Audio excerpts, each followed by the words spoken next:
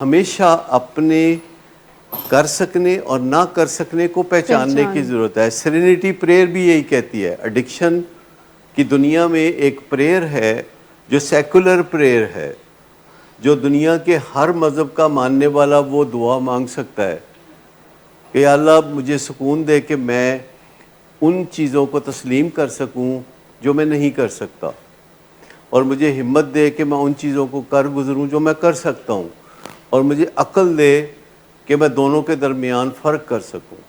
یہ ایک دعا ہے جو 300 سال پہلے کسی بندے نے خود بنائی تھی، اور پھر ہزاروں لاکھوں کروڑوں لوگوں نے اس دعا سے فائدہ اٹھایا کہ کیا کر سکتا ہوں کیا نہیں کر سکتا پہلے یہ جاننا ہے۔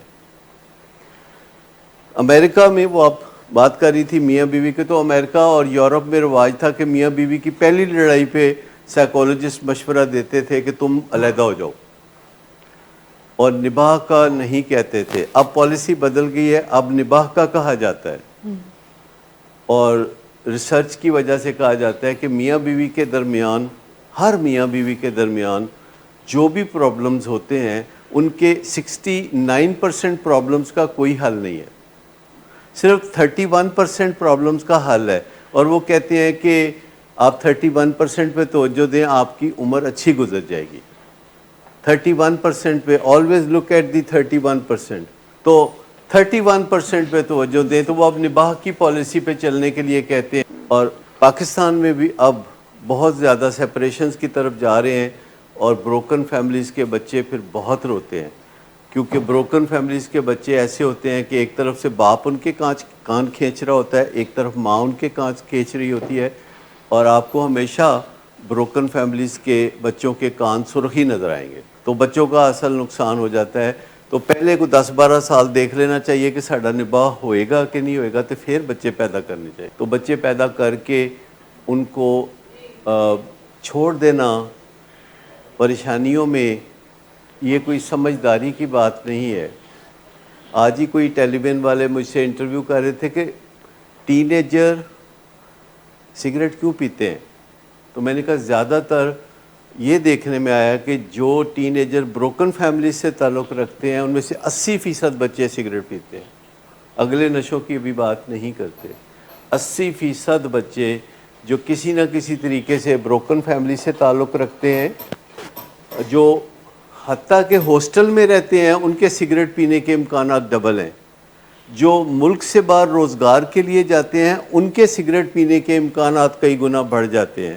اس سے آپ سوچیں کہ جہاں بھی رشتے ٹوٹتے ہیں یا دوری پیدا ہوتی ہے وہاں سگریٹ پینے کو دل کرتا ہے، کیونکہ احساس زخمی ہوتا ہے، اور اس زخمی احساس کے ساتھ جب صحبت کا اثر بھی آ جائے اور ارد گرد لوگ سگریٹ پیتے نظر آئیں، بلکہ ویپ پیتے نظر آئیں، جو کہ ذرا صاف ستھرا طریقہ ہے اپنے آپ کو برباد کرنے کا، تو اس کی وجہ کیا ہے کہ پیچھے نظریہ یہ ہے کہ میرے اطمینان کا اور سکون کا ذریعہ ایک کیمیکل ہے جسے نکوٹین کہتے ہیں، اور میرے ارد گرد لوگ ہیں جو اسے نارمل دکھا رہے ہیں، اور ہسٹری بتاتی ہے کہ یہ پرانی چیز ہے، اور بہت جو سمجھدار بابے ہوتے ہیں گاؤں کے وہ بھی حقہ پیتے ہیں، اور شہروں میں بھی بہت معزز لوگ جن میں ہمارے ماں باپ بھی شامل ہیں وہ سگریٹ پیتے ہیں۔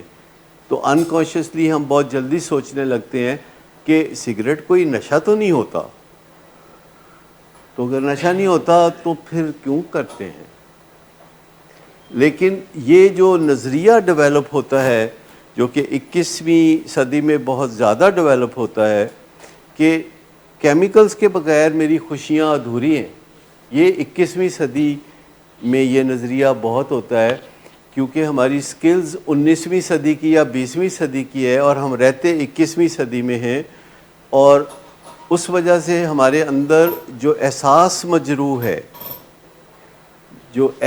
مجروح ہے، آپ دیکھیے کہ میرے اور آپ کے گھروں میں اور دفتروں میں اور معاشرے میں احساس مجروح ہونا کتنا عام ہے۔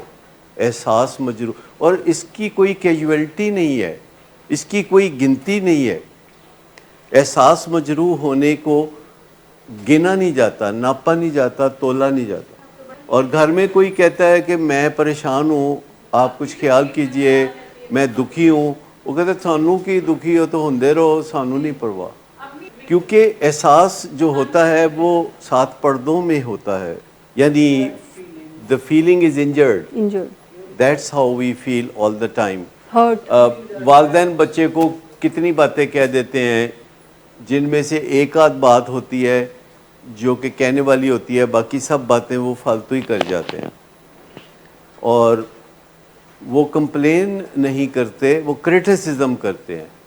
کمپلین یہ ہوتی ہے کہ تم دیر سے آتے ہو، تم جلدی آ جایا کرو، مجھے اس سے کوفت ہوتی ہے.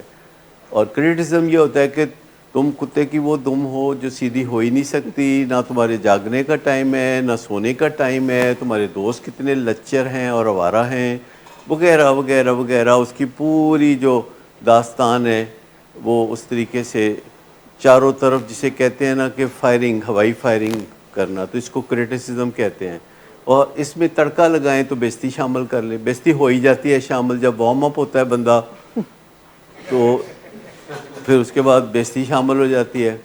اور اس کے بعد اگلا بندہ ڈیفینسو ہو جاتا ہے، کہتا نہیں میں تو بہت نیک ہوں، میں تو بہت پاک ہوں. اور وہ دفاعیت کرنے لگتا ہے.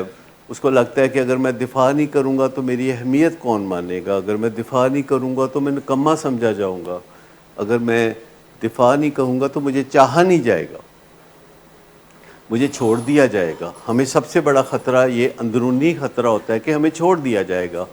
اور یہ خطرہ ہمیں ماں باپ سے سب سے زیادہ ہوتا ہے.